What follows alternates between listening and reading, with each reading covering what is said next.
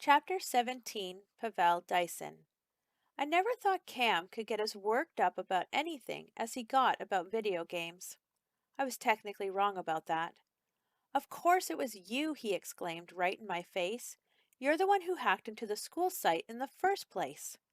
He was talking about the post on the PAG page setting up the second meeting. I was innocent, but I understood why he would suspect me. My web skills were legendary, and besides, who else would it have been? I didn't do it, man. He was red-faced, his eyes practically bulging.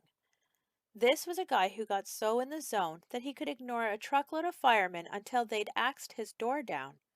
It had to be you. You're the only one with the login information. If I figured it out, other people can too. Chuck had a suggestion. Maybe it was the Friends of Fuzzy. We already know Jennifer Del Rio plays hardball. Cam shook his head. It doesn't make sense. Jennifer wants the PAG to stop. Why would she call a meeting so we could plan to do more stuff? We had a mystery on our hands. The fact that I hadn't made the post scheduling the new meeting didn't change the fact that somebody had. Who? Mr. Fanshawe? Impossible. You couldn't fake the kind of freak out he'd gone through after Cam didn't show up in the small gym. But if not him, then who? Jordan, to win votes? String, so he could work his way back onto the football team? Xavier, so he'd have community service to perform? Daphne, because she believed the PAG could help that beaver she was so nuts about? I was no closer to an answer as Cam's dad drove the three of us and Melody to the PAG's second project that weekend. Mr. Boxer wasn't in the best mood. The replacement front door had arrived that morning, and it didn't fit. It's not advanced science, he seethed. All you need is a tape measure. Technically, measurement was a fairly advanced science, but I didn't get the feeling that Mr. Boxer wanted to hear it. At least the PAG's going great, Melody put in sweetly. Cam, why don't you tell us about? Her brother silenced her with an elbow to the ribs.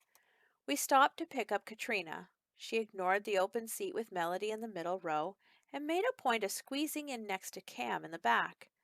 This is going to be so fun. Picking up garbage, Cam grumbled, leaning into me to get away from her. Yeah, fun. As we approached the village green, I could see right away that this was very different from our mission at the Senior Citizens Garden Project. A long line of cars stretched ahead of us, dropping off pagers.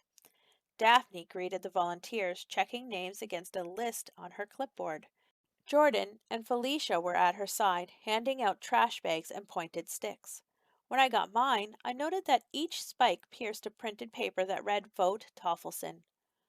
Audra Clinker was there too, standing with Mr. Fanshawe next to the gazebo. She'd brought a photographer with her this time, so we were definitely going to be in the newspaper again. Cam wasn't going to like that. Speaking of Cam, everybody wanted a piece of him. They shook his hand, high-fived, and fist-bumped him. Slapped him on the back, congratulated him. Yeah, Cam, this is awesome, Chuck enthused, stabbing wet newspapers and filling his bag. What a great idea! Cam glared at him. This wasn't my idea. It was Mr. Fanmail's. I didn't even know about the meeting until we got dragged there. One voice rose above all others. Bags full already!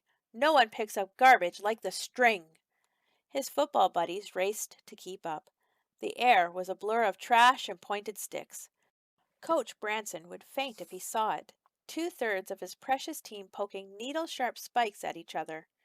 There were a few minor injuries when kids stabbed feet instead of litter. Katrina fell out of a tree she'd climbed to get a plastic bag off a branch, but, luckily, she landed right in Xavier's arms.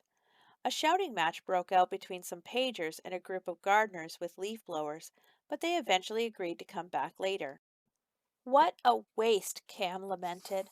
A whole day of rule-of-the-world training down the drain. And for what?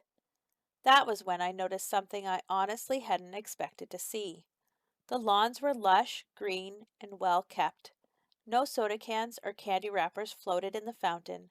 The flower beds and bushes were litter-free. So were the walkways, the playground, and the band shell.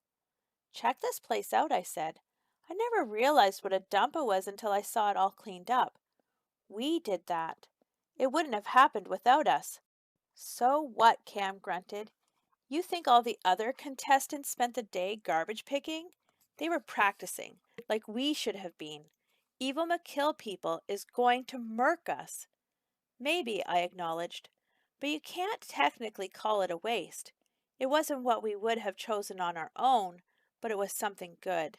He looked at me like I'd just run over his dog.